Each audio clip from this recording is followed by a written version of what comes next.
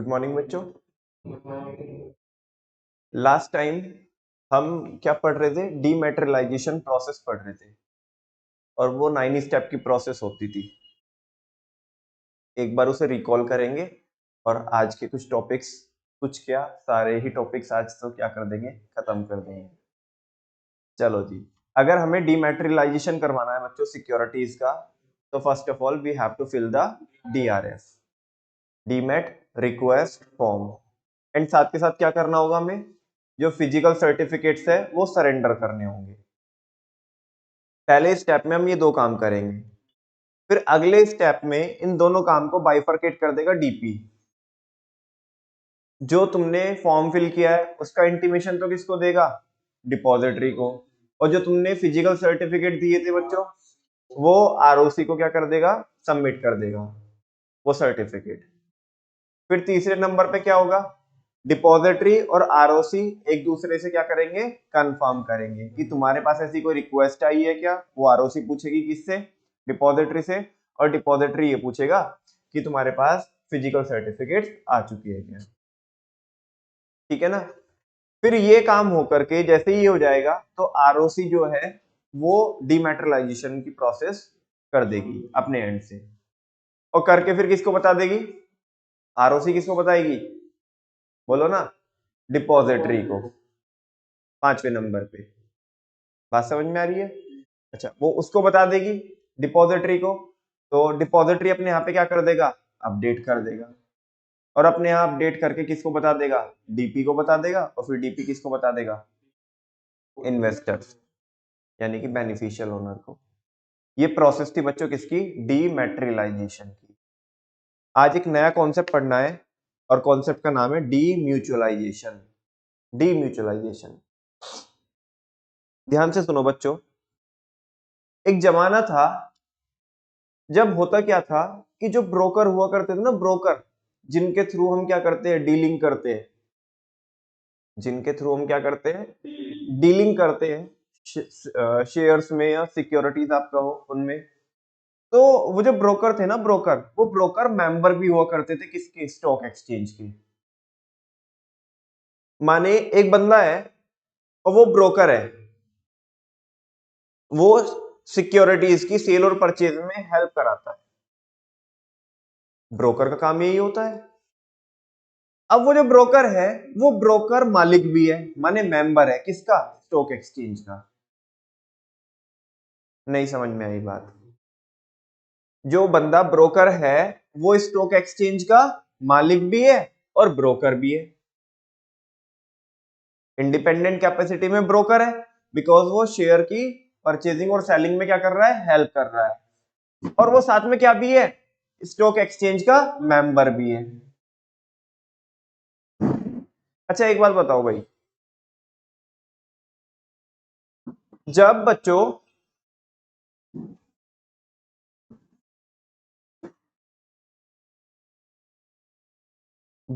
क्या होता है, एक जो बंदा जो मालिक भी है और माने नौकर भी है।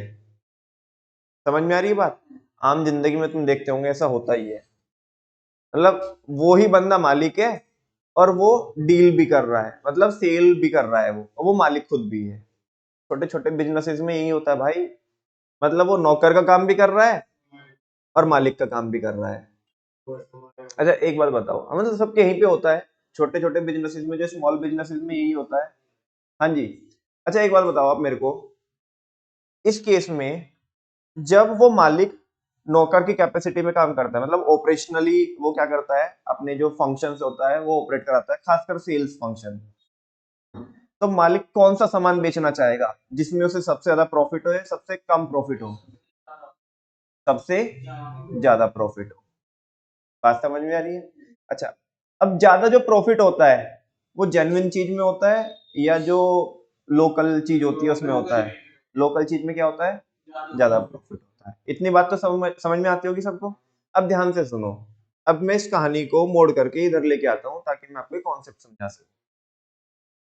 हुआ यूं बच्चों कि जो बंदा ब्रोकर है, ब्रोकर माने जो शेयर्स की सेल और परचेज में क्या करा रहा है? हेल्प करा रहा है। वो मेंबर है किसका? स्टॉक एक्सचेंज का, मेंबर माने शेयर होल्डर, वो क्या है, शेयर होल्डर है एनएससी और बीएससी का। बात समझ में आई आपको? अच्छा, जब भी एनएससी बीएससी को प्रॉफिट आएगा वो अल्टीमेटली किस में डिस्ट्रीब्यूट होना है, जो शेयर होल्डर्स है, और शेयर होल्डर कौन है, वो ब्रोकर। अच्छा, अब प्रॉफिट कंपनी को माने एनएससी बीएससी को प्रॉफिट कब ज्यादा आएगा, हाँ जी, एनएससी बीएससी को प्रॉफिट ज्यादा कब आएगा, भाई अगर सीधे रास्ते से हम चले, सीधे रास्ते से मतलब कानून के उससे चले तो इतना प्रॉफिट नहीं आएगा, मतलब किसके कंपैरिजन में बता रहा हूँ वो सुन लेना अभी।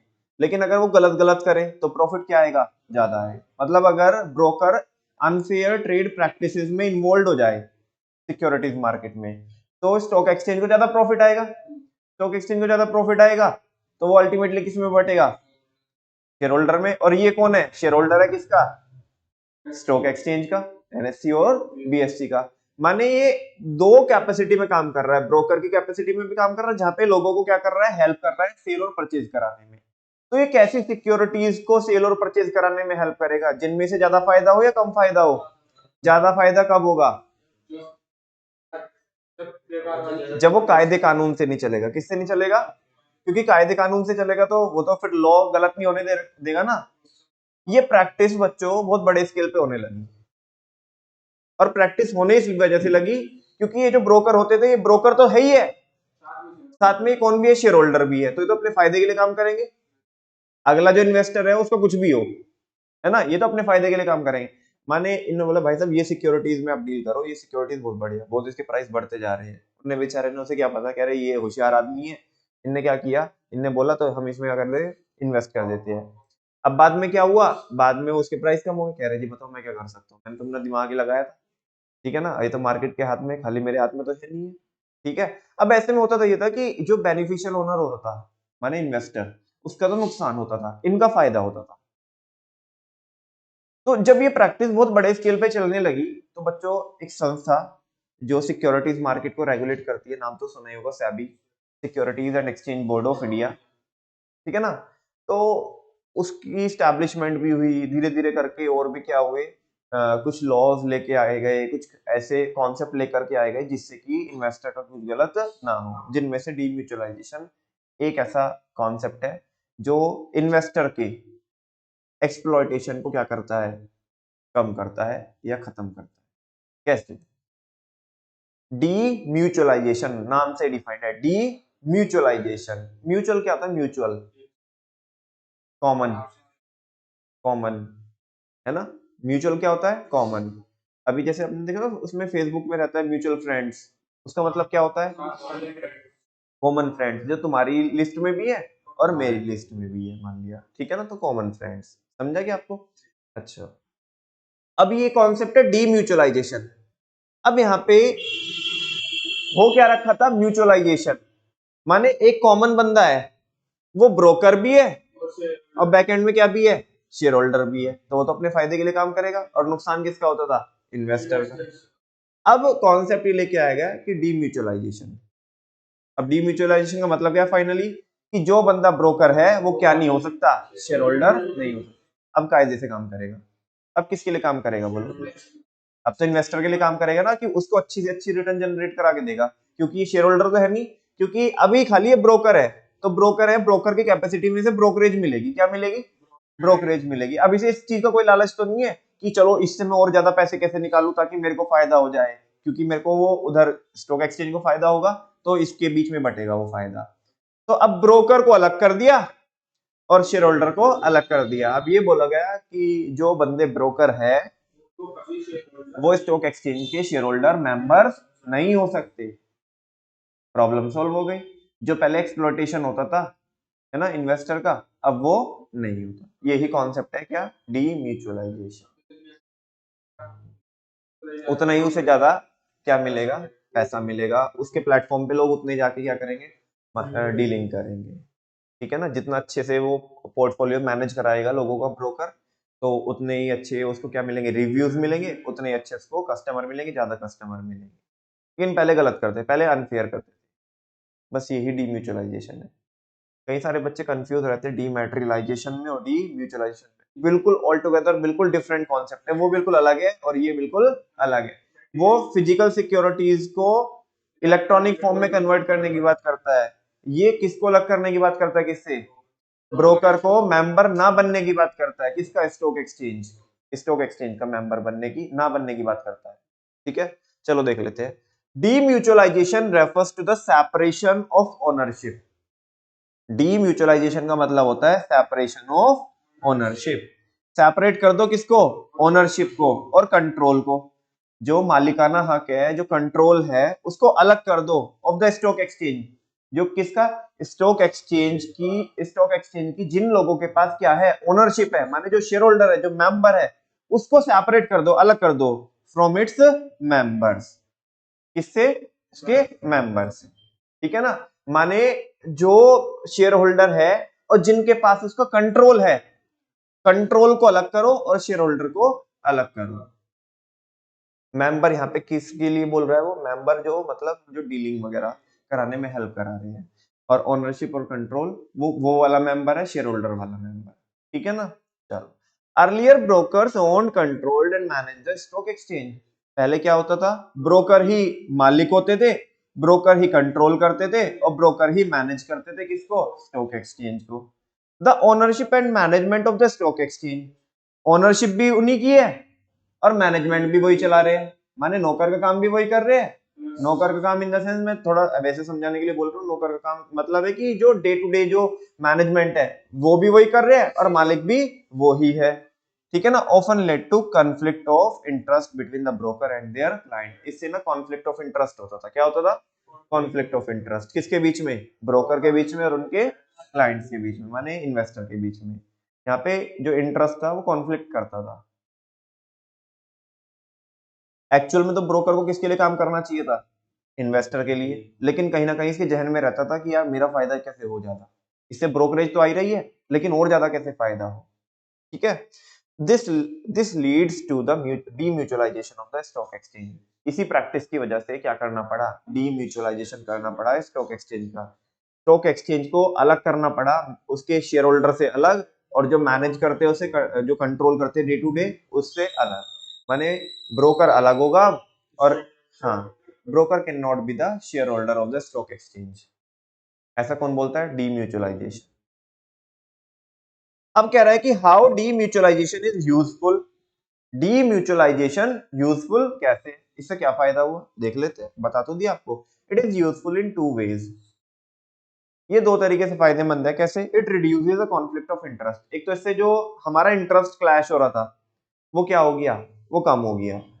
माने अब मैं मान लिया अगर मैं ब्रोकर हूं तो मैं किसके लिए काम करूंगा, इन्वेस्टर के लिए काम करूंगा। अब मैं शेयर होल्डर तो हूं नहीं स्टॉक एक्सचेंज का, बिल्कुल, between the stock exchange and the broker जो कॉन्फ्लिक्ट ऑफ इंटरेस्ट होता था, है ना, जो किसके बीच में राइज होता था, स्टॉक एक्सचेंज के बीच में और ब्रोकर के बीच में, वो क्या हो गया, अब वो कम हो गया। दूसरा, it reduces the chances of brokers using the stock exchange for their personal gain. अब इससे चांस कम हो गए, किसके चांस कम हो गए, ब्रोकर के चांस कम हो गए कि वो स्टॉक एक्सचेंज से अपना पर्सनल गेन कर सके, उसके चांसेस क्या हो गए, कम हो गए, क्योंकि अब तो दोनों पार्टी क्या हो गई, अलग अलग हो गई। ब्रोकर अलग हो गया और स्टॉक एक्सचेंज मतलब स्टॉक एक्सचेंज के मेंबर्स अलग हो गए। ब्रोकर को अपनी ब्रोकरेज से मतलब है बस। बात समझ में आती है। अब बच्चों last topic is there, securities and exchange board of India. नाम तो सुना ही होगा, सेबी, इंपॉर्टेंट टॉपिक है, एग्जामिनेशन में इसके फंक्शंस अक्सर पूछे जाते हैं। ठीक है, हाँ जी, पीआरडी है होते हैं इसके फंक्शन, आगे बताऊंगा अभी। फिलहाल बच्चों जब शेयर मार्केट में, सिक्योरिटीज मार्केट में तरह तरह की अनफेयर ट्रेड प्रैक्टिसेस चलने लगी और देश के अंदर कोई ऐसी संस्था नहीं थी जो इसे कंट्रोल कर सके, तो उस केस में किसको स्थापित किया गया, सेबी को। डरते हैं लोग इससे, सेबी से, क्योंकि क्योंकि इसकी पेनल्टी बहुत तगड़ी है। माने अगर किसी ने कुछ किया ना तो 25 टाइम्स तक की क्या है, पेनल्टी है, 25 टाइम्स तक की पेनल्टी। तो लोग, ये रेगुलेटरी अथॉरिटी है सिक्योरिटीज मार्केट में, जो भी डील करता है सिक्योरिटीज मार्केट में, चाहे वो ब्रोकर हो, चाहे वो स्टॉक एक्सचेंज हो, चाहे कोई कंपनी हो, वो सब डर के रहते हैं इससे। बिकॉज पेनल्टी बहुत हैवी हैवी पेनल्टी है, साथ में जेल भी हो सकती है, ठीक है ना। चलो देखते हैं। SEBI was established by the Indian government in 1988। एक नंबर में एमसीक्यू हो सकता है कि सेबी की स्थापना कब हुई। आई थिंक पूरे बिजनेस स्टडीज में इस तरीके के क्वेश्चन होते नहीं आमतौर पर। पहला क्वेश्चन मुझे ऐसा लगता है शायद ये होगा, या तो फ्यूल का जन्म बताया होगा उसने कि फ्यूल का और टेलर का जन्म कब हुआ, कब मरे वो। बाकी इस तरीके का ईयर वाला क्वेश्चन ही आया है। सेबी की स्थापना कब हुई बच्चों? 1988 में। SEBI was established to promote orderly and healthy growth of the securities market and for investor protection. SEBI को इसलिए स्टैब्लिश किया गया ताकि तरीके से, कायदे से क्या हो सके, सिक्योरिटीज मार्केट की क्या हो सके, ग्रोथ हो सके। दरअसल सिक्योरिटीज मार्केट में माने शेयर मार्केट में क्या हो रहा था, बहुत एक ड्रामेटिक ग्रोथ दिख रही थी। और चलो एक ग्रोथ अगर होती है किसी बेस पे होती है तो समझ में आती है। बस मार्केट पंप पे हो रही थी, मतलब पंप ही चल रही थी, ऐसे पंप होते जा रही थी, होते जा रही थी, होते जा रही थी। मतलब अंदर से खोखली थी चीजें, लेकिन बाहर से प्राइसेस बढ़ते जा रहे थे। वो किस वजह से? अनफेयर ट्रेड प्रैक्टिसेस की वजह से। जैसे मैंने आपको बताया पंप एंड डंप, और भी होती है, प्राइस रीजिंग होती है, ठीक है ना, विंडो ड्रेसिंग होती है, इनसाइडर ट्रेडिंग होती है, अभी बताऊंगा। तो कह रहे हैं कि ताकि कायदे से सिक्योरिटीज मार्केट चल सके, कायदे कानून से, और किसका भला हो सके, किसका प्रोटेक्शन हो सके, इन्वेस्टर का प्रोटेक्शन हो सके। इसी वजह से किसको स्थापित किया गया था? सेबी को, securities and exchange board of India. अब वापस से और रीजन बता रहा है, मैंने जनरल रीजन बताया आपको, थोड़ा हम इसको टेक्स्ट की फॉर्म में देख लेते हैं। Reasons for the establishment of SEBI. SEBI को क्यों एस्टैब्लिश किया? First one is, in 1980 rapid growth in the dealing of securities has been noticed। 1980 और उसके बाद, ठीक है ना, सिक्योरिटीज मार्केट में बहुत तेजी देखी गई। कह रहे कि जो सिक्योरिटीज में डीलिंग थी वो काफी तेज स्पीड से होने लगी और नोटिस की गई due to the various unfair trade practices. किसकी वजह से?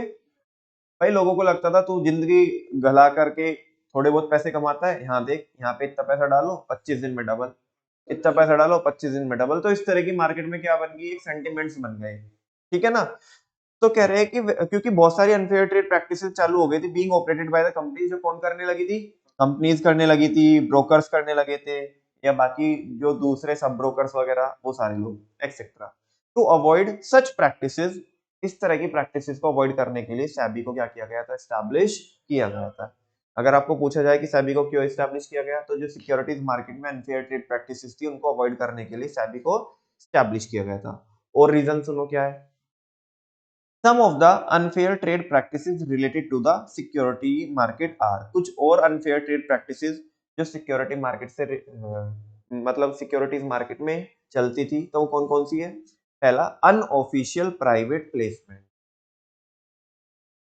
Unofficial private placement, private placement क्या होता है, पढ़ के आए ना। मेथड्स ऑफ फ्लोटेशन के जो 5 मेथड होते हैं उनमें से एक होता है प्राइवेट प्लेसमेंट।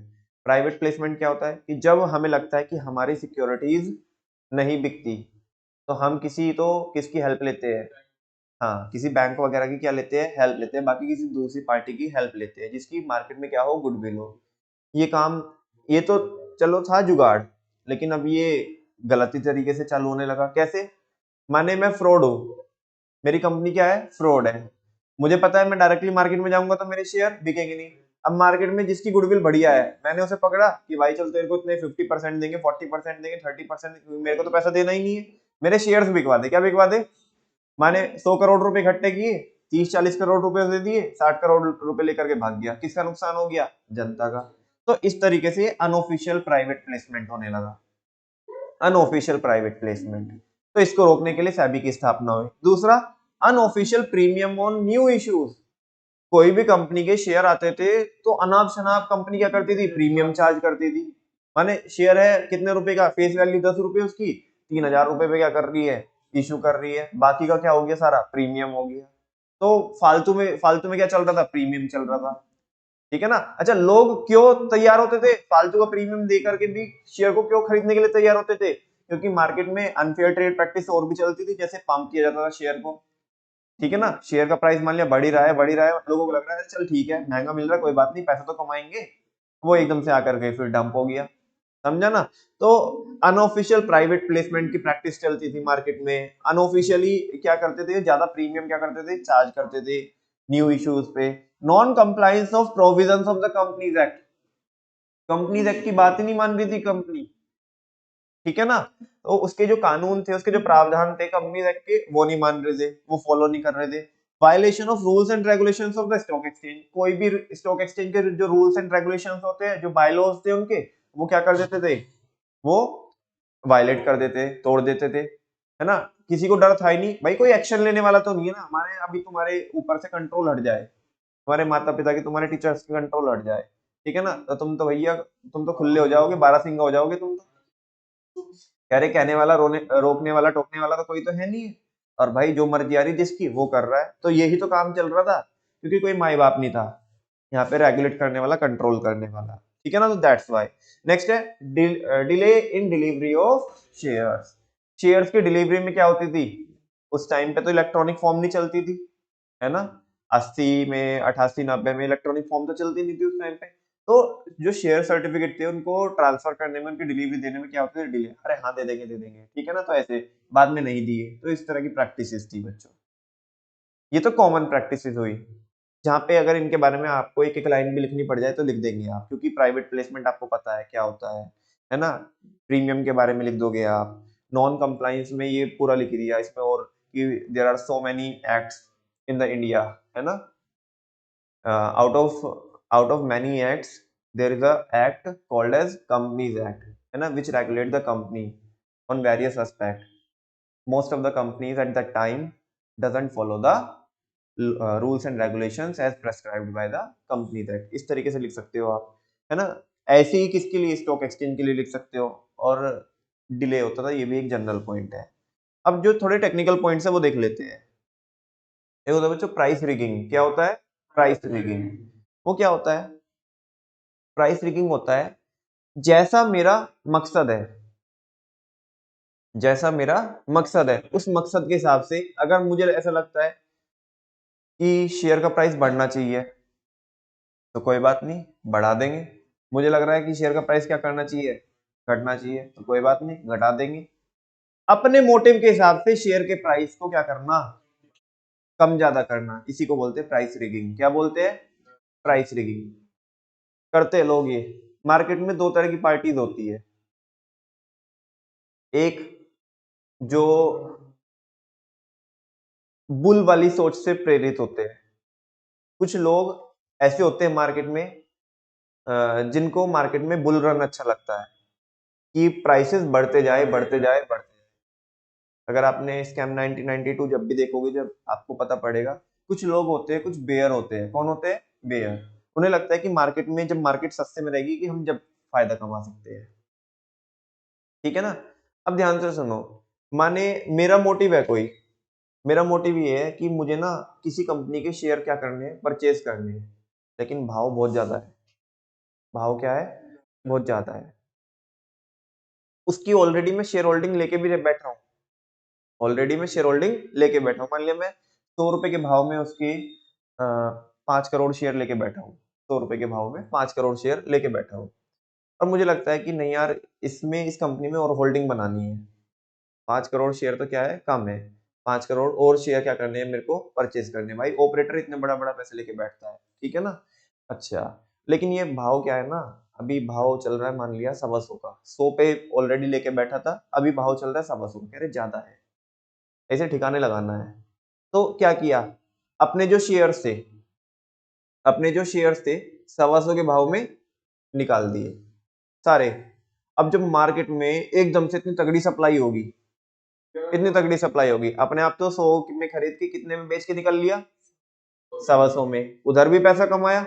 अब पैसा जैसे ही वो मार्केट में सप्लाई भर दी, तो सारे बच्चों को पता है डिमांड एकदम से है नहीं है, सप्लाई मार्केट में बहुत ज्यादा आ गई, उस केस में प्राइस क्या हो गया, गिरते गया, गिरते गया, गिरते गया, प्राइस आ गया ठिकाने, आ गया 75 आ गया। वापस से होल्डिंग बना ली, 25 उधर कमा लिए पर शेयर, और अब 10 करोड़ शेयर खरीद लिए किसके भाव में, 75 के भाव में।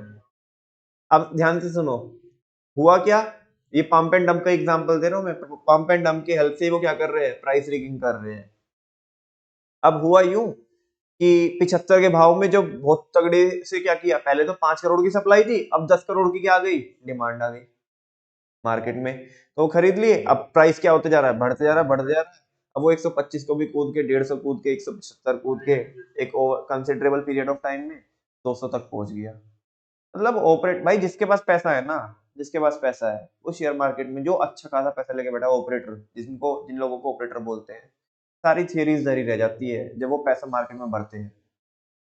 कुछ भी कर सकते हैं, प्राइस रिगिंग बोलते हैं इसे। क्या बोलते हैं, प्राइस रिगिंग। अच्छा, और बताऊं प्राइस रिगिंग के और एग्जांपल दूं? कंपनी ने खुद ही अपने शेयर के प्राइस को क्या करना है, इंक्रीज करना है। क्या करना है, खुद ही अपने शेयर के प्राइस को इंक्रीज करना है। तो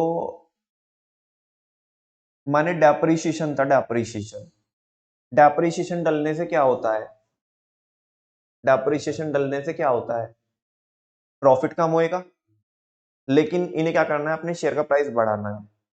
इन्होंने डेप्रिसिएशन डाला तो, लेकिन कम डाला। माने सुनो, गवर्नमेंट ने ये बोला कि जो तुमने प्लांट एंड मशीनरी ली है उसका तुम डेप्रिसिएशन 50% क्लेम कर लो। क्या कर लो, 50% क्लेम कर लो। तो 50% डेप्रिसिएशन क्लेम करने से माने इनका प्रॉफिट कम हो जाता। क्या हो जाता, कम हो जाता। बात समझ में आई? लेकिन इन्होंने 50% वो डेप्रिसिएशन क्लेम नहीं करा।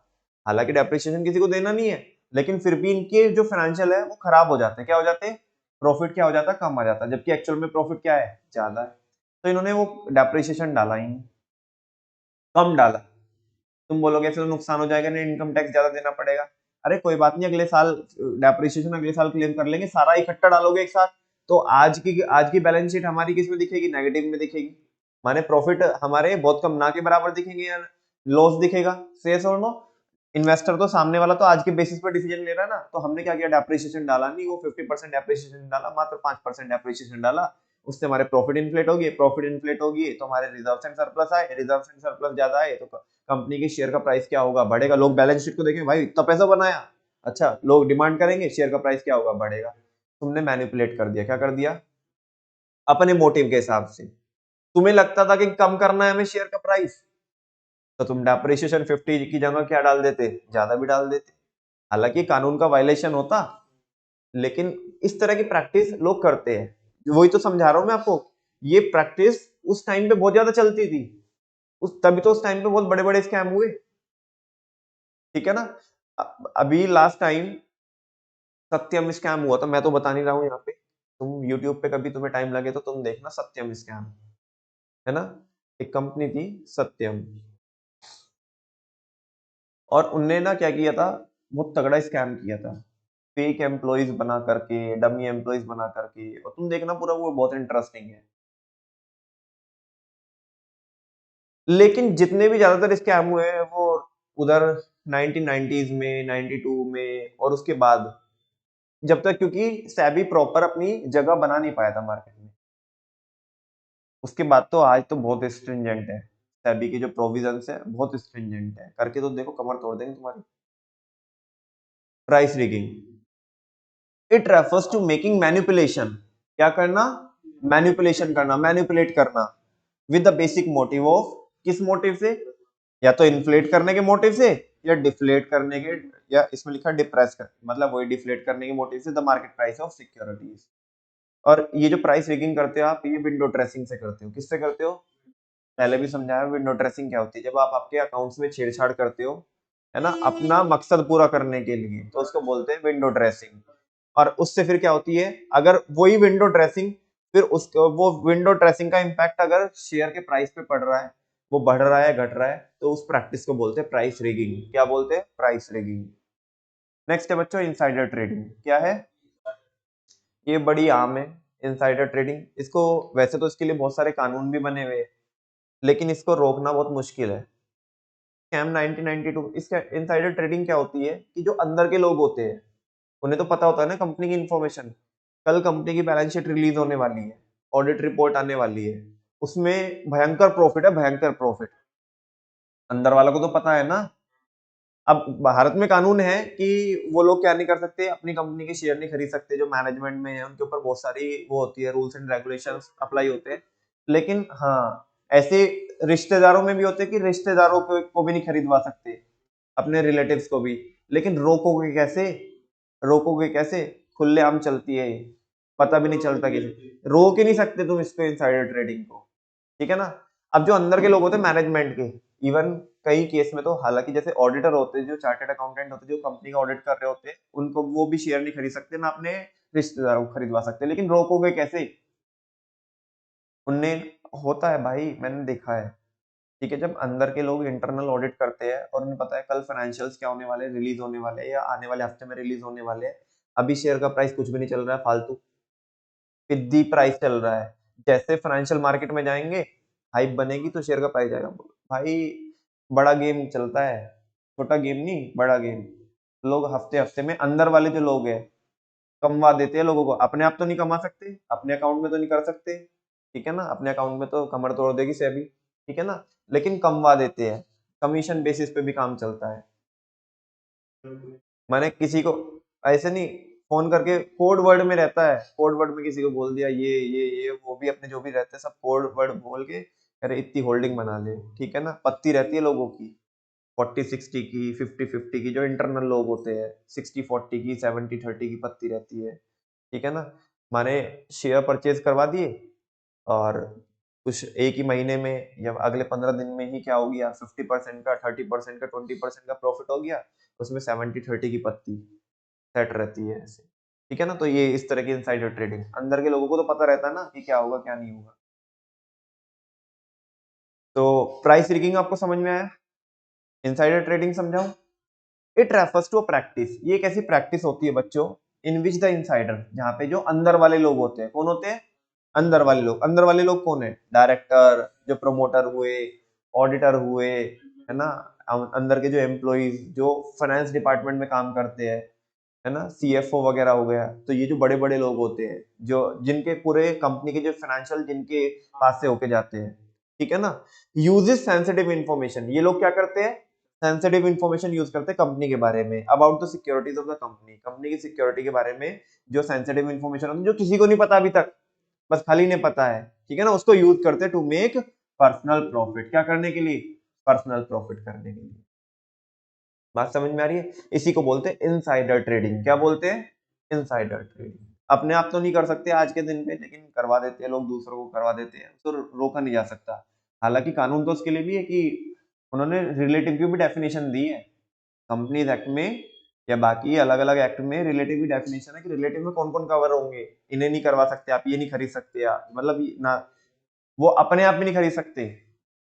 मैंने आज चल के मैं ऑडिटर हूँ किसी कंपनी का, ठीक है ना, तो मेरे को डिक्लेरेशन देना पड़ता है कि मैं और मेरे रिलेटिव्स, वो पूरी सारी चेक करना पड़ेगा। माने अगर कोई मेरा कोई रिलेटिव होगा, तो जो रिलेटिव की डेफिनेशन में आ रहा है, वो इंडिपेंडेंटली शेयर में डील करता है, और जिस कंपनी का मैं ऑडिटर हूँ, वो उस कंपनी के शेयर्स में डील करता है। तो मेरे को पहले उसके, अगर मेरे को ऑडिटर बनना है ना उसका, तो पहले उसके शेयर्स बिकवाने पड़ेंगे। समझ में आ रही है बात? तब तक भी रिश्तेदार बोलेंगे ये अच्छा है, ठीक है, कि हालांकि हम तो अपना कर रहे थे, हमारे ऊपर भी क्या लगा दी, रेस्ट्रिक्शन लगा दी, ठीक है ना। तुम बोलोगे अगर वो उनने ना बेचे तो मैं नहीं बन सकता। बात समझ में आ रही है ना? तो वैसा। हम्म। क्या? हाँ हाँ। किसकी वजह से?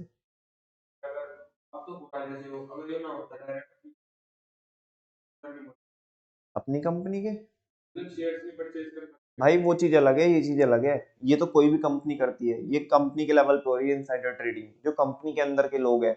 डीम्यूचुअलाइजेशन है प्योर प्योर, किसके लिए? स्टॉक एक्सचेंज के लिए खाली, कि स्टॉक एक्सचेंज पे जो ब्रोकर जो हेल्प कराते हैं डीलिंग कराने में, वही स्टॉक एक्सचेंज के मालिक थे। वो अलग कॉन्सेप्ट है, ये अलग कॉन्सेप्ट है, ठीक है ना। तो वो चीज है। आगे कह रहे कि टू अवॉइड दीज प्रैक्टिसेस, ये ऊपर जितनी भी प्रैक्टिसेस लिखी है बच्चों, इन सबको क्या करने के लिए? अवॉइड करने के लिए, and increase the confidence of investor, और किसके कॉन्फिडेंस को बूस्ट अप करने के लिए? इन्वेस्टर के कॉन्फिडेंस को बूस्ट अप करने के लिए सेबी को क्या किया गया? स्टैब्लिश किया गया। 4-5 कारण बता दोगे आप, अगर वो पूछे कि सेबी को क्यों स्टैब्लिश किया गया? अनऑफिशियल प्राइवेट प्लेसमेंट होता था, अनऑफिशियल प्रीमियम मांगा जाता था, प्राइस रिगिंग होती थी, इनसाइडर ट्रेडिंग होती थी, बहुत सारी अनफेयर ट्रेड प्रैक्टिसेस होती थी, डिले होता था शेयर सर्टिफिकेट के ट्रांसफर में, ठीक है ना, डिलीवरी में, तो इस तरीके की लिख सकते हो चीजें आप। हाँ जी, चलो ऑब्जेक्टिव क्या है सेबी का? अरे इन्हीं चीज को खत्म करना ही तो, हेल्दी ग्रोथ को प्रमोट करना और किसी का एक्सप्लॉयटेशन ना हो सके, ठीक है ना, यही तो क्या है सेबी का ऑब्जेक्टिव है। चलो देख लेते हैं। The overall objective of SEBI is to protect the interest of investor. Overall जो ऑब्जेक्टिव है सेबी का वो क्या है? इन्वेस्टर के इंटरेस्ट को प्रोटेक्ट करना, या कंज्यूमर के इंटरेस्ट को? इन्वेस्टर के। तो कंज्यूमर के इंटरेस्ट को प्रोटेक्ट करना वो किसका काम है? कंज्यूमर प्रोटेक्शन एक्ट का काम है वो, ठीक है ना। And to promote and regulate the securities market, और किसको प्रमोट करना और रेगुलेट करना? स्टॉक मार्केट को, सिक्योरिटीज मार्केट को। The objective of SEBI are stated as under, उसके ऑब्जेक्टिव देख लेते हैं। पहला, to regulate the stock exchange, ये किसके ऊपर भी कायदे कानून लगाता है, इम्पोज करता है? स्टॉक स्टॉक एक्सचेंज भैया, सेबी स्टॉक एक्सचेंज को भी कायदे से चलने के लिए बोलता है कि कायदे से चलो, ठीक है ना। हाँ, जो स्टॉक एक्सचेंज है, स्टॉक एक्सचेंज को भी कायदे से चलने के लिए बोलता है। कौन? सेबी। सेबी सुप्रीम बॉडी है, सुप्रीम बॉडी है जो किसी को भी कंट्रोल कर सकती है सिक्योरिटीज मार्केट में, ठीक है ना। तो कह रहे हैं रेगुलेट करते हैं किसको? स्टॉक एक्सचेंज को। And the securities industry to promote their orderly functioning, और सिक्योरिटीज मतलब पूरी की पूरी शेयर मार्केट को क्या करते हैं? रेगुलेट करते हैं, कंट्रोल करते हैं, ताकि क्या हो सके? कायदे से मार्केट चल सके, ऑर्डरली मैनर में फंक्शनिंग में हो सके, आ सके मार्केट। नेक्स्ट है to protect the rights and interest of investor, किसके राइट्स को, किसके अधिकारों को क्या करना? बोलो ना, किसके राइट्स को? इन्वेस्टर के राइट्स को प्रोटेक्ट करने का काम भी सेबी का ही है। And to guide and educate them, और उन्हें गाइड करना और उन्हें एजुकेट करना कि भाई ऐसे ऐसे गलत हो सकता है मार्केट में, तो तुम्हें इन बातों का ध्यान रखना है, ठीक है ना। ये काम वो भी करता है, स्टॉक एक्सचेंज भी करता है, जो मैंने अभी दिखाया था आपको, वीडियोस दिखाई थी, स्टॉक एक्सचेंज भी करता है काम। और स्टॉक एक्सचेंज के ऊपर इनका भी बाप बैठा है, कौन? सेबी। समझा क्या?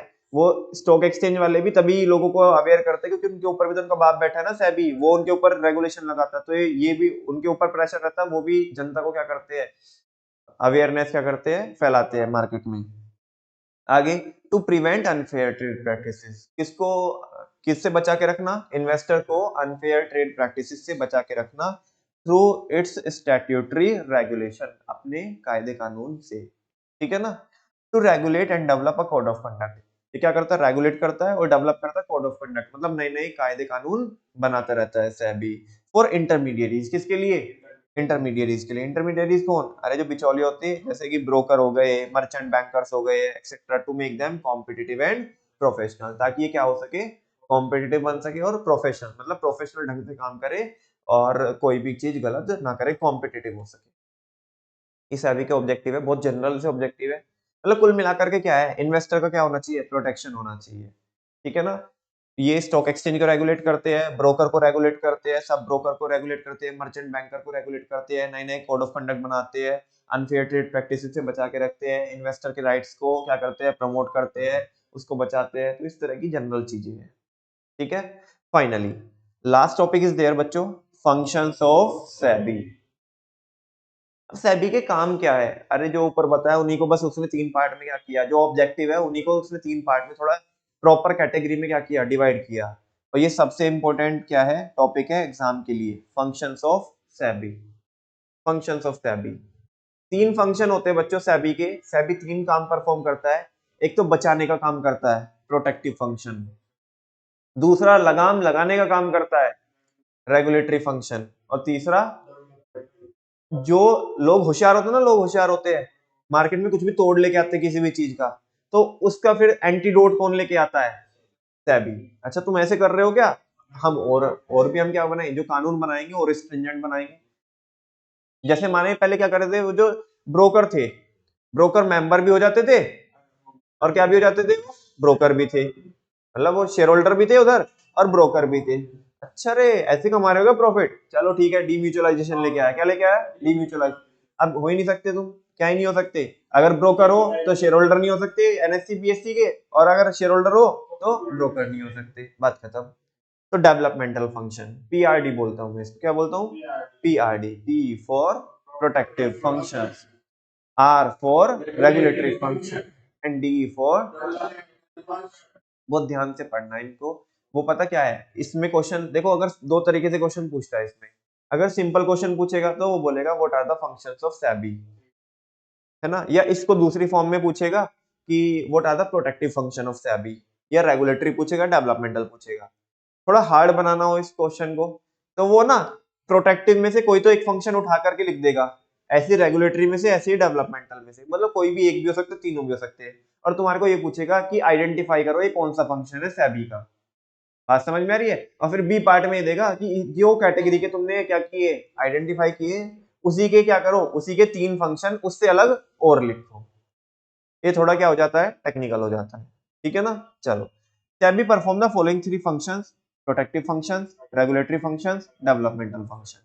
प्रोटेक्टिव फंक्शन मतलब जो प्रोटेक्ट करते हैं, ऐसे फंक्शन, ऐसे ऐसा काम सेबी का जो इन्वेस्टर को बचा के रखता है। ठीक है, चलो देखते हैं। Following are the protective functions of SEBI. पहला, to check unfair trade practices. SEBI ये चेक करता है मार्केट में कि कोई अनफेयर ट्रेड प्रैक्टिसेस तो नहीं, क्योंकि अगर वो ये चेक करता रहेगा तो कोई गलत नहीं करेगा, वो गलत नहीं करेगा तो किसका प्रोटेक्शन होगा, इन्वेस्टर का प्रोटेक्शन होगा। ठीक है ना? तो to check the unfair trade practices in connection with the securities market. अच्छा, अनफेयर माने किसी ने मार्केट में किसी एक सेलर ने वो कुर्सी लेके आया है, एक बंदा बायर सेलर से, उनने उसको कुर्सी गलत दे दी, तो सेबी आके ठोकेगा उस सेलर को।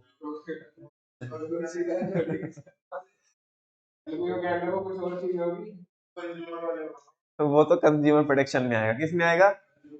नहीं, मैं जानबूझ के बोलो, आधे बच्चों को समझता नहीं, वो कह रहे कि अच्छा कुछ भी गलत होगा मार्केट में तो सेबी आके ठोकेगा। नहीं भाई, आगे देखो लिखा है सिक्योरिटीज मार्केट। सिक्योरिटीज मार्केट में अगर कुछ गलत हो रहा होगा, अबे पूरे पूरे दुनिया का ठेका नहीं है सेबी को। सेबी को किसका ठेका है? सिक्योरिटीज मार्केट का। सिक्योरिटीज मार्केट में जो भी गलत गलत हो रहा है ना, बस वो हाँ, उससे लेना देना है। अब तुम कुर्सी टूटी भी बेचो, चाहे सीधी बेचो, उल्टी बेचो, कैसी बेचो, उससे कोई मतलब नहीं है। ठीक है ना? To check unfair trade practices in connection with the securities market. Unfair trade practice को चेक करना सिक्योरिटीज मार्केट में जो हो रही है, लाइक मिसलीडिंग स्टेटमेंट। जैसे कोई कंपनी क्या दे रही है, मिसलीड करने वाला क्या दे रही है, स्टेटमेंट दे रही है। अभी बस हमारी कंपनी में अमिताभ बच्चन साहब ज्वाइन करने वाले हैं बोर्ड ऑफ डायरेक्टर में। लोग खुश हो गए, कह रहे अच्छा, हमारे ऐसे झूठ झूठ मूठ में कुछ भी बोल रहे हैं कि इस कंपनी ने हमारे यहाँ पे क्या किया है, इन्वेस्ट किया है ना? माने जैसे ये अफवाह फैला दी कि एचडीएफसी बैंक ने इस कंपनी में क्या किया है, इन्वेस्ट किया है। ठीक है, तो झूठ मूठ में फैला दी, तो मिसलीडिंग स्टेटमेंट है। मिसलीडिंग प्रोस्पेक्टस, झूठा प्रोस्पेक्टस देना, क्या देना, झूठा प्रोस्पेक्टस, पहले भी बताया है। ठीक है ना? अच्छा, विंडो ड्रेसिंग करना, क्या करना, अभी समझा रहा था थोड़ी देर पहले, अपने अकाउंट्स में क्या करना, छेड़छाड़ करना। ठीक है ना, उसे बोलते हैं विंडो ड्रेसिंग। प्राइस रिगिंग करना, क्या करना, अपने शेयर के प्राइस को इन्फ्लेट करना या डिफ्लेट करना, या इनसाइडर ट्रेडिंग करना। तो इस तरह की कोई अनफेयर ट्रेड प्रैक्टिस मार्केट में चल तो नहीं रही है, ये चेक करने का काम किसका है, सेबी का। और ये इसलिए करती है सेबी परफॉर्म, ताकि किसका प्रोटेक्शन हो सके, इन्वेस्टर का प्रोटेक्शन हो सके। दैट्स व्हाई ये प्रोटेक्टिव फंक्शन है। अब वो सिंपल ऐसी लाइन देगा आपको कि सेबी ये करती है। ठीक है ना? तो बताओ ये कौन सा फंक्शन है, आइडेंटिफाई करो कौन सा फंक्शन है, प्रोटेक्टिव फंक्शन। कौन सा function? Undertaking steps for investor protection. ये इन्वेस्टर के प्रोटेक्शन के लिए बहुत सारे क्या उठाते हैं, कदम उठाते हैं। हाँ बोलो ना, इसमें तो है ही क्या, इन्वेस्टर प्रोटेक्शन, तो ये तो कौन सा फंक्शन हो गया, प्रोटेक्टिव फंक्शन हो ही गया। अरे पहले वो चेक करते हैं कि मार्केट में क्या गलत चल रहा है, जो गलत चल रहा है फिर उसे सही करने का काम कराते हैं, तो undertaking step for investor protection. Next है, ये किसे भी एजुकेट करते हैं, providing education relating to dealing in securities to the investor. Investor को एजुकेशन क्या करते हैं, प्रोवाइड कराते हैं, ताकि तुम खुद भी अपने साथ क्या ना होने दो, गलत ना होने दो। ठीक है? नेक्स्ट है प्रमोटिंग फेयर प्रैक्टिसेस। किसको प्रमोट करते हैं, ये कंपनीज वगैरह से, स्टॉक एक्सचेंज से अपील करते हैं, उनके लिए कायदे कानून भी बनाते हैं कि भाई तुम भी गलत प्रैक्टिसेस में इन्वॉल्व खुद से मत होना। अरे जैसे कंज्यूमर प्रोटेक्शन में थे ना, ways and means of consumer protection, कि तुम्हें अवेयर कर देंगे, हम खुद भी गलत नहीं करेंगे। तो ये वही तो चीजें चल रही है, थोड़ा अलग ढंग से चलती है सिक्योरिटीज मार्केट को लेकर के। तो कह रहे प्रमोटिंग फेयर प्रैक्टिसेस, ये फेयर प्रैक्टिस को प्रमोट करता है, and code of conduct relating to the securities market, और कोड ऑफ कंडक्ट बनाता है। नेक्स्ट है बच्चों, पहले ये देखो, 4 फंक्शन है प्रोटेक्टिव, जल्दी बोलो कौन कौन है। अनफेयर ट्रेड प्रैक्टिस को चेक करना कि मार्केट में कुछ चल रही है क्या, फिर स्टेप्स उठाना, कदम उठाना इन्वेस्टर के प्रोटेक्शन के लिए। तीसरा, उन्हें एजुकेट करना, भाई तुम ही गलत मत होने दो अपने साथ। और चौथा, ये फेयर प्रैक्टिसेस को, ब्रोकर को, कंपनीज को, स्टॉक एक्सचेंज को, ये क्या बोलता है कि भाई तुम भी गलत प्रैक्टिसेस में इन्वॉल्व ना हो, तुम किसी के साथ गलत मत करो, बचा के रखो इन्वेस्टर को। तो 4 चीजें वंस अगेन जल्दी से बताओ। अनफेयर ट्रेड प्रैक्टिस को चेक करते हैं, कदम उठाते हैं, हाँ जी। तीसरा, हाँ जी, उन्हें क्या करते हैं, एजुकेट करते हैं इन्वेस्टर को। चौथा, फेयर प्रैक्टिसेस को क्या करते हैं, प्रमोट करते हैं। तो 4 फंक्शन हो गए ये प्रोटेक्टिव फंक्शन। कौन से फंक्शन? नेक्स्ट है बच्चों रेगुलेटरी फंक्शन। रेगुलेटरी फंक्शन यहाँ पे कायदे कानून बनाते हैं और ये लगाम लगाते हैं। क्या लगाते हैं? कोई भी अगर बेलगाम घोड़ा हो रहा है तो उसको क्या करने का है, हाँ बिल्कुल, उसके ऊपर लगाम लगाने का, ताकि वो ऐसे क्या ना हो कि कुछ भी मार्केट में ना करे। ठीक है, चलो regulatory functions. Following are the regulatory functions of SEBI. First one is to regulate the business being done in the share market. Share market में जो क्या हो रहा है, बिजनेस हो रहा है, उसे क्या करते हैं, रेगुलेट करते। क्या करते हैं? स्टॉक एक्सचेंज का भी ऑडिट होता है। क्या होता है? ऑडिट होता है। तो ये रेगुलेशन का ही तो एक एग्जांपल है। समझ में आ रही है बच्चों? जो शेयर मार्केट में जो बिजनेस हो रहा है उसे रेगुलेट करते हैं। यहाँ पे अधिकतर तुम्हें कैसे वर्ड्स दिखेंगे, रेगुलेट, रजिस्टर, इस तरह के वर्ड्स दिखेंगे आपको। ठीक है ना, बिल्कुल। देखो, टू रजिस्टर, किसको रजिस्टर करने का काम करते हैं? ब्रोकर्स को, सब ब्रोकर को, मर्चेंट बैंकर्स को, एक्सेट्रा। वरना तो कल चल के कोई भी बोलेगा मैं ब्रोकर, मैं क्या कराता हूँ, सिक्योरिटीज मार्केट में डीलिंग करवाता हूँ, और पैसे लेके भाग जाएगा। तो पहले रजिस्टर कराना पड़ेगा अपने आप को। कहाँ पे? मतलब सेबी में। स्टॉक एक्सचेंज में तो कंपनीज लिस्ट कराएगी, लेकिन इन्हें ब्रोकर को रजिस्ट्रेशन नंबर लेना पड़ेगा। किससे? सेबी से। मेंबरशिप नंबर लेना पड़ेगा कि हम हमारे वो ब्रोकर का ऐसे मेंबरशिप नंबर, ये कार्ड लेना पड़ेगा। ऐसे तो कल चल के कोई भी बोलेगा मैं ब्रोकर हूँ, ठीक है ना, पैसा लेके भग जाएगा फिर तो। ठीक है ना, तो ये रेगुलेशन, लगाम लगाते हैं, लगाम लगा रहे हैं ना, कह रहे कोई भी नहीं बन सकता, जिसको हम बोल रहे हैं, जिसको हम परमिशन देंगे वो बनेगा। तो रजिस्टर करने का, रेगुलेट करने का काम करते हैं जो बिजनेस हो रहा है शेयर मार्केट में, रजिस्टर करते हैं ब्रोकर को, सब ब्रोकर को, मर्चेंट बैंकर्स को। नेक्स्ट है to register the CIS, collective investment scheme and mutual fund. CIS समझता तुम्हें क्या होता है? जैसे म्यूचुअल फंड होता है ना बच्चों, ऐसे सीआईएस होता है। सीआईएस बोले तो collective investment scheme. Collective investment scheme, अरे वही एक एसेट मैनेजर होता है, वो बहुत सारा पैसा इकट्ठा करता है जनता से, और फिर क्या करता है, कलेक्टिवली उनके जनता के बिहाफ पे क्या करता है, इन्वेस्ट करता है। अपनी वो लेता है, कमीशन लेता है, बीच में चार्ज करता है, जनता को पैसे बना के देता है। इसके ये होशियार आदमी है।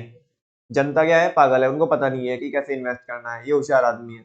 नाम से डिफाइंड है सीआईएस, कलेक्टिव इन्वेस्टमेंट स्कीम।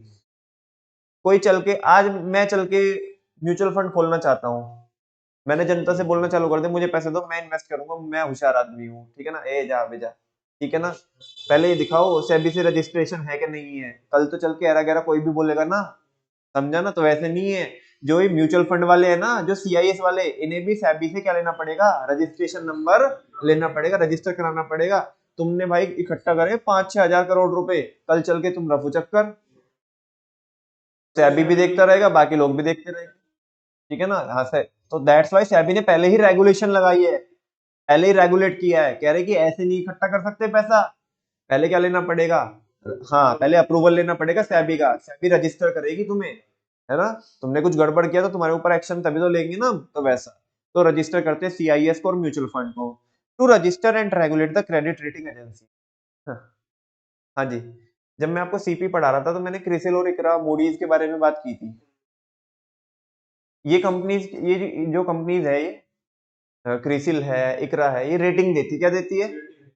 अच्छा, सीपी जब हम इशू करते हैं कमर्शियल पेपर, या जो अच्छी अच्छी कंपनीज होती है उनको रेटिंग ये देते हैं।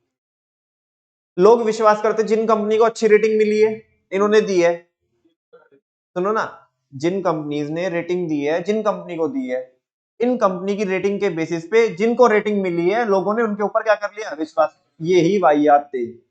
कौन? रेटिंग देने वाले।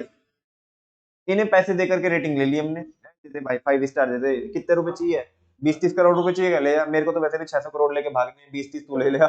मैं यही वाहियात है। कौन है?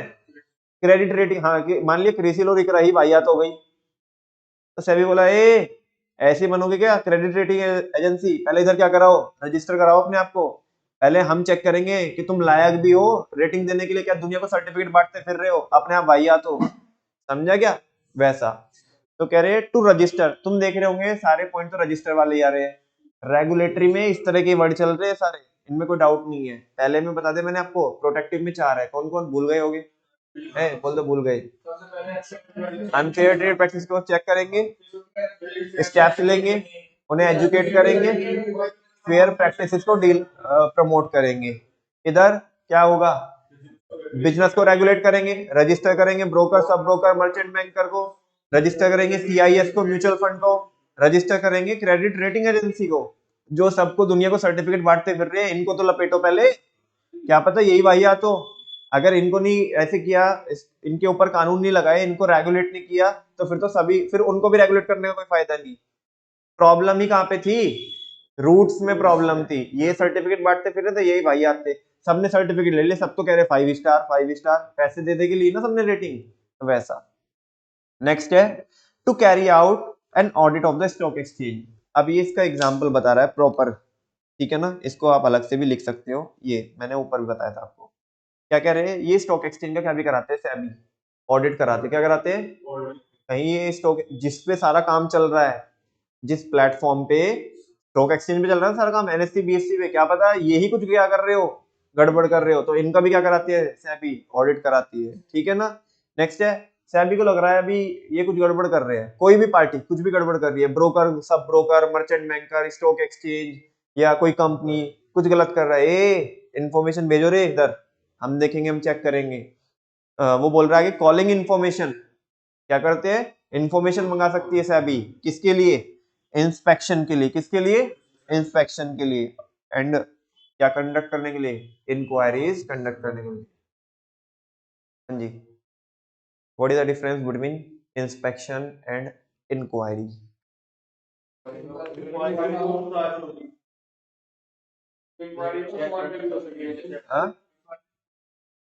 इंक्वायरी तो फोन पे भी हो सकती है।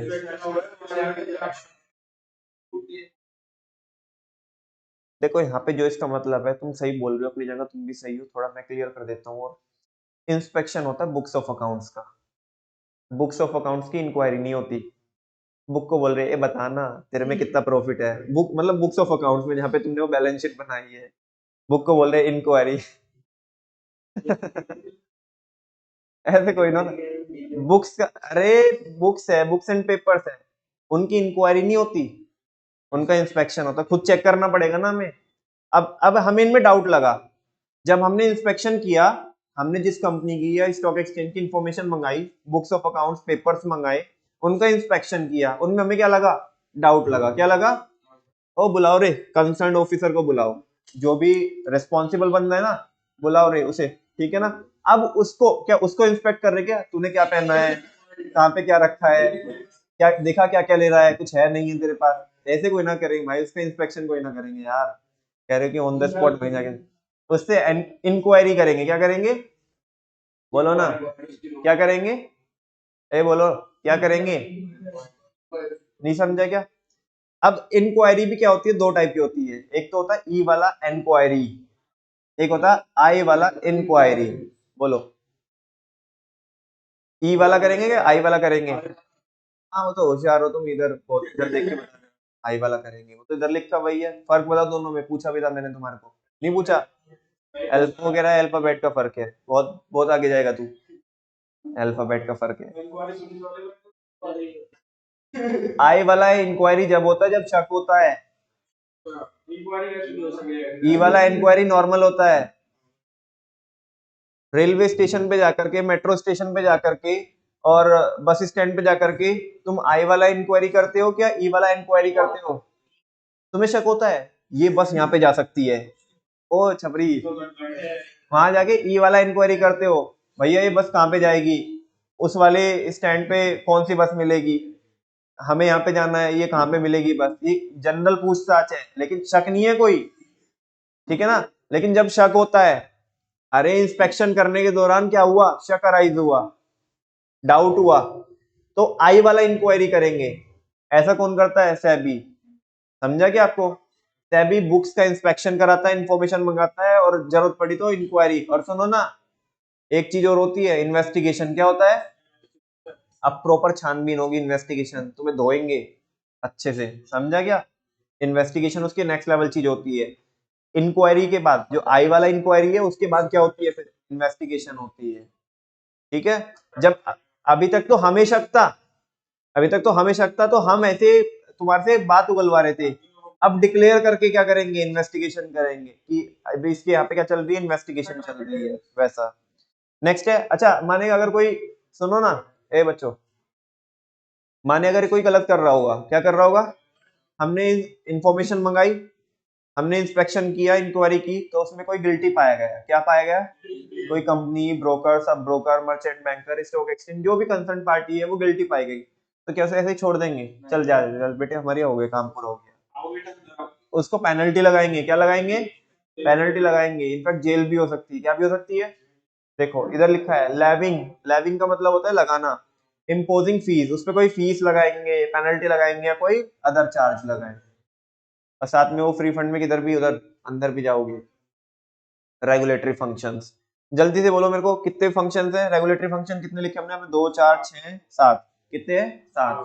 पहला क्या करते हैं, जो धंधा चल रहा है उसे रेगुलेट करते हैं। फिर 3 पॉइंट है रजिस्टर करने वाले, broker, sub broker, merchant banker को रजिस्टर करते हैं, सीआईएस म्यूचुअल फंड को रजिस्टर करते हैं, और किसको, 3 to 1, 3 पॉइंट के 3 to 1, बोलो 3 पॉइंट के, 3 पॉइंट के, 3 पॉइंट के, 3 पॉइंट कौन से है, रजिस्टर वाले 3 पॉइंट।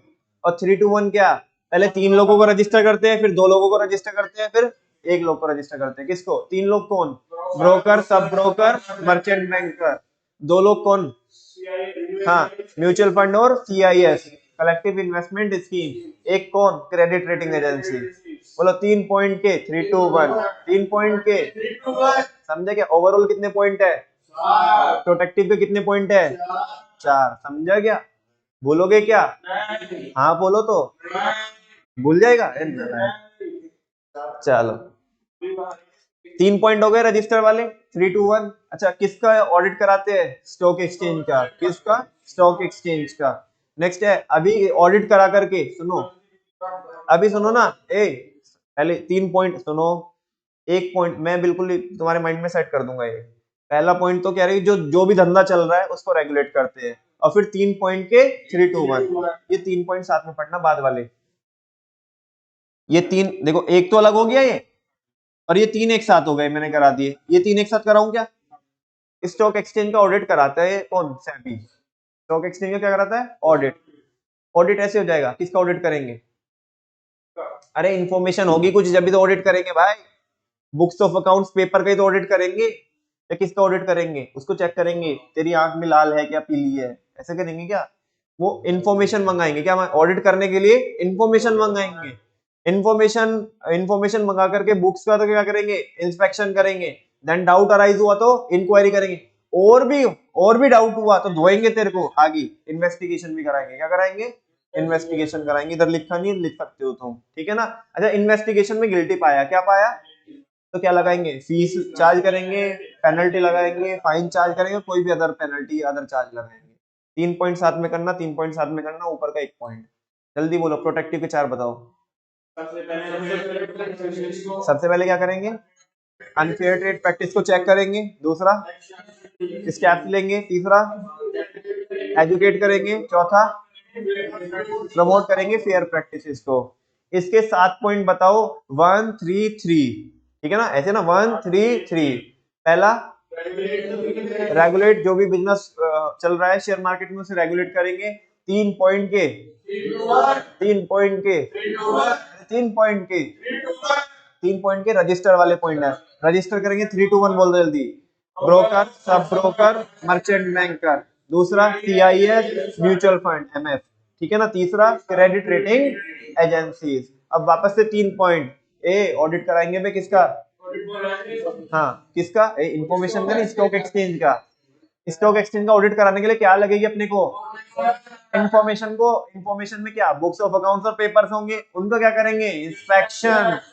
इंस्पेक्शन करने में डाउट अराइज हुआ तो इंक्वायरी करेंगे, उसमें और कंफर्म हो गए तो धोएंगे, एक बार इन्वेस्टिगेशन करेंगे, इन्वेस्टिगेशन में गिल्टी पाए तो फीस चार्ज करेंगे, अलग अलग पेनल्टी चार्ज करेंगे, या आपके कोई भी दूसरे चार्जेस लगाएंगे। समझा क्या? And the last one is बच्चों डेवलपमेंटल फंक्शन। डेवलपमेंटल फंक्शन अभी क्योंकि एनवायरनमेंट चेंजिंग होता है, एनवायरनमेंट चेंजिंग होता है, डायनेमिक होता है, चीजें बदलती रहती है, नई नई लोग नए नए कुछ तो जुगाड़ निकालते रहते हैं कि हम चलो अब ऐसे करते हैं, ये लूप होल निकालते वो निकालते रहते हैं। जैसे ही सभी को पता चलता है अच्छा ऐसे कर रहे हो क्या, तो चलो और भी कुछ करते हैं, हम भी डेवलप करते हैं। क्या करते हैं? डेवलप करते हैं। देखो following are the developmental function of SEBI. SEBI के डेवलपमेंटल फंक्शन होते हैं, पहला impart training to the intermediaries. Impart training to the, ये तो उसके जैसा, ये तो गड़बड़ हो जाएगी, गड़बड़ हो जाएगी तो हम तो कंफ्यूज हो जाएंगे भाई एग्जाम में, हम तो रो पड़ेंगे, हम रो पड़ेंगे, ठीक है ना? ये तो उसके जैसा है भाई, किसके? वो प्रोटेक्टिव फंक्शन में वो है एजुकेट करने वाला, हमें कैसे पता चलेगा ये प्रोटेक्टिव है कि ये डेवलपमेंटल है? ये प्रोटेक्ट कर रहे थे, एजुकेट कर रहे थे किसको? इन्वेस्टर को। ट्रेनिंग दे रहे किसको? इंटरमीडिएरीज को, कि ताकि तुम भी गलत, मतलब तुम कुछ गलती के चांसेस ही ना हो।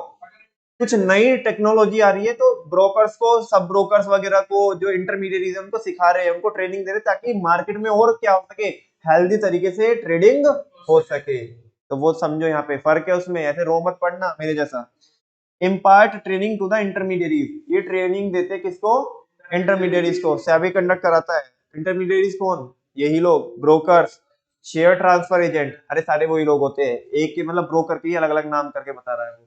Broker, share transfer agent, sub broker, portfolio manager. Portfolio manager कौन? वही सीआईएस वाले, म्यूचुअल फंड वाले, ठीक है ना? मर्चेंट बैंकर वगैरह वगैरह, जो सिक्योरिटीज मार्केट में क्या करते हैं, डील करते हैं बड़े लेवल पे, मर्चेंट बैंकर्स एक्सेट्रा एक्सेट्रा। तो जब ट्रेनिंग देते हैं तो ट्रेनिंग से क्या होगा? डेवलपमेंट होगा। क्या होगा? Developmental function. बात समझ में आ रही है? सारे फंक्शन ऊपर वाले 4 थे, 7 थे, इधर 3 है।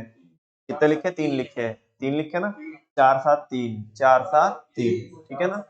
समझा क्या? 4 7 3 और साथ में भी 1 3 3, 1 3 3 और फिर 3 के 3 2 1। समझा क्या? इतना करोगे ना भाई, मैं खत्म, कुछ करने की जरूरत ही नहीं है। अगला, अभी जब भी रिवीजन कराऊंगा ना, सुनो सुनो, जब भी मेन टॉपिक का अभी जो जैसे चल रहा है, जब भी मैं एग्जाम ओरिएंटेड आपको रिवीजन कराऊंगा ना, तो वैसा रिवीजन नहीं होगा जैसे मैं कराता हूँ, वो तो इन डेप्थ रिवीजन होता है। अभी वो ऐसा होगा कि ताकि आप माइंड में अपनी रख सको, रोक के रख सको वो सारे पॉइंट, मेन मेन जो टॉपिक्स है उनके जो रिवीजन कराऊंगा वो, उसमें आपका पार्टिसिपेशन ज्यादा होगा, ठीक है? चलो नेक्स्ट है बच्चों, कंडक्टिंग रिसर्च। अरे जैन साहब, जैसे ये रिसर्च कर रहे हैं, देखो अभी ये नाप तोल कर रहे हैं, माने तुम्हें कुछ डेवलपमेंट करना है आगे और कुछ बेहतर करना है, तो बेहतर करने के लिए जैसे तुम अभी रिसर्च कर रहे हो तो करना पड़ेगा ना रिसर्च। ये लिखा है यहाँ पे, conducting research and publishing information. नाप नाप तोल कर रहा है वो कह रहे हैं कि रिसर्च कंडक्ट कराते हैं सेबी। सेबी रिसर्च करवाता है और रिसर्च करके उस इंफॉर्मेशन को पब्लिश करता है, useful to all market players. Market में जितने भी लोग डील करते हैं, चाहे वो ब्रोकर्स हो, चाहे वो इन्वेस्टर हो, चाहे वो कंपनी हो, कोई भी हो, चाहे वो स्टॉक एक्सचेंज हो, जो इंफॉर्मेशन किसी के भी यूज में आ सकती है, पहले रिसर्च कराते हैं। रिसर्च करा करके जो कंक्लूड करते हैं वो उस रिपोर्ट को पब्लिश करते हैं, ताकि वो सभी के लिए क्या हो, यूजफुल हो, ताकि मार्केट में और क्या हो सके, मार्केट हेल्दी बन सके फ्यूचर में, ठीक है ना? तो वो चीज है। नेक्स्ट है बच्चों, finally to publish different kinds of information, और टाइम टू टाइम क्या करते रहते हैं, अलग अलग तरह की इंफॉर्मेशन को पब्लिश करते रहते हैं for the convenience of investor. किसकी कन्वीनियंस के लिए? इन्वेस्टर की कन्वीनियंस के लिए। जैसी भी इन्वेस्टर को जरूरत होती है, जो भी जिसमें उसको सुविधा होती है, उसके हिसाब से वो तरह तरह की इंफॉर्मेशन क्या करते रहते हैं, पब्लिश करते रहते हैं। और फाइनल बच्चों एक नोट है, SEBI is a watchdog not a blood hound. अभी ऐसा कभी कभी ऐसा क्वेश्चन दे देता है वो, ठीक है ना? 6 नंबर में, SEBI is a watchdog. SEBI एक ऐसी ऑर्गेनाइजेशन है, एक ऐसी संस्था है जो नजर रखती है, क्या रखती है? ऐसा नहीं वो तुम्हारी जान ही ले लेगी, ठीक है ना। सेबी संस्था ऐसी नहीं है, वो उसका काम है नजर रखना। क्या रखना?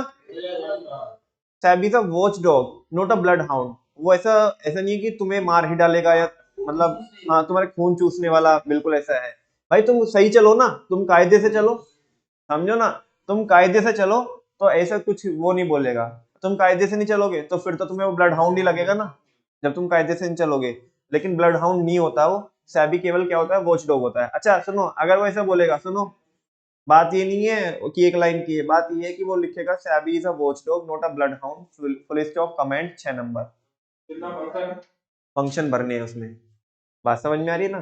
3 फंक्शंस लिखने हैं। हाँ पहले जनरल लिखोगे, हाँ कि we do agree with this statement that SEBI is a watchdog not a bloodhound, है ना। चलो इसको समझते हैं इन पॉइंट से। Because SEBI perform the following 3 functions, ठीक है ना। और प्रोटेक्टिव फंक्शन, रेगुलेटरी और डेवलपमेंटल, और उनके अंदर अंदर लिख देना वो क्या। एक जोक बहुत खतरनाक होता है, बिल्कुल शिकार करने में। तुम्हारे यहाँ पे एक नोवेल नहीं है, एक नोवेल 12th क्लास में पढ़ाया जाता था। अभी तो शायद वो इंग्लिश में हटा दिया। The the hound of the Baskerville, एक नोवेल था, मतलब हमारे टाइम पे हमें पढ़ाया गया था। तो उसमें ऐसे ही एक मतलब एक कुत्ता था जो मतलब ऐसे वो शिकार करने के लिए पूरा माहिर था। तो ऐसा मतलब एक नोवेल था वो, उसी टर्म में मतलब ये यूज किया जाता है, ब्लड हाउंड। नोवेल का नाम the hound of the Baskerville. हाँ नोवेल तो पहले एक वो पढ़ते होंगे, आई थिंक आप अगर पढ़ा भी होगा शायद आपने, गुलिवर ट्रैवल पढ़ा है आपने? गुलिवर ट्रैवल पढ़ा नहीं 10th क्लास में? 6-7 में पढ़ाया तुमने गुलिवर ट्रैवल? या तो कोई छोटा सा चैप्टर होगा, नोवेल नहीं होगा। 10th में तो पढ़ाया जाता था गुलिवर ट्रैवल, और 6-7 में छोटा सा चैप्टर होगा कोई एक गुलिवर ट्रैवल का। इसी के साथ साथ बच्चों हमारा सिलेबस क्या हो जाता है यहाँ पे, खत्म हो जाता है। चैप्टर भी खत्म और पूरा का पूरा बिजनेस स्टडीज का सिलेबस भी खत्म, जहाँ पे हमने भारी भरकम 12 चैप्टर करे। कहने को 12 थे, बहुत बड़े बड़े चैप्टर। ठीक है, चलो एक बार मेरे को जल्दी से ये और बता दो, बस आपको फिर ज्यादा कष्ट नहीं दे रहा हूँ। हाँ 3 फंक्शन होते किसके, सेबी के, नाम तो सुने हो, PRD. PRD productive function, regulatory function, developmental function. P 4 होते हैं, आर 7 होते हैं, और वो 3 होते हैं। हाँ 4-7-3, उसमें भी 4 बोलो। टू चेक द अनफेयरटेड प्रैक्टिस, हाँ undertake steps for investor protection, educate the investors, promote करते हैं फेयर प्रैक्टिसेस को। इसमें 7 है, दूसरे में जो 7 है ना, 7 में 1-3-3 बोलो, 7 में फिर एक बोलो वो regulate the business being done in the share market, ठीक है ना। दूसरा 3 वो मैंने कैसे बोला था, 3 के 3 के 3 के, और ये 3 कौन है, रजिस्टर वाले पॉइंट है। रजिस्टर किसको करना है, broker, sub broker, merchant banker को। फिर रजिस्टर किसको करना है, सीआईएस को, म्यूचुअल फंड को। रजिस्टर करना है किनको, हाँ जो सर्टिफिकेट बांटते फिरते हैं वो, ठीक है ना, क्रेडिट रेटिंग एजेंसी। वापस से 3 पॉइंट। अभी ऑडिट कराना है, ऑडिट भी करा सकते हैं किसके, स्टॉक एक्सचेंज का। ऑडिट कराने के लिए क्या चाहिए, इन्फॉर्मेशन चाहिए, बुक्स चाहिए, ठीक है ना। बुक्स का क्या होता है, साथ में इंस्पेक्शन, उसमें डाउट अराइज हुआ तो इंक्वायरी, उसमें भी अगर कंफर्म हुआ तो इन्वेस्टिगेशन, अब खुलेआम, और फिर गिल्टी पाई गई तो फीस, अलग अलग तरह की फीस, चार्जेस और पेनल्टी आपके ऊपर लगाएंगे। अच्छा लास्ट में है बच्चों कौन सा, डेवलपमेंटल फंक्शन। डेवलपमेंटल फंक्शन में क्या बोलो, पहला 3 होते हैं ना, पहला सबसे पहले क्या करते हैं, ट्रेनिंग देंगे इंटरमीडियरी को, इम्पार्ट करेंगे ट्रेनिंग इंटरमीडियरीज को, ताकि डेवलपमेंट हो सके फ्यूचर में। दूसरा रिसर्च करेंगे, और फिर रिसर्च का जो रिजल्ट है वो पब्लिश करेंगे, ताकि सबके लिए यूजफुल हो वो।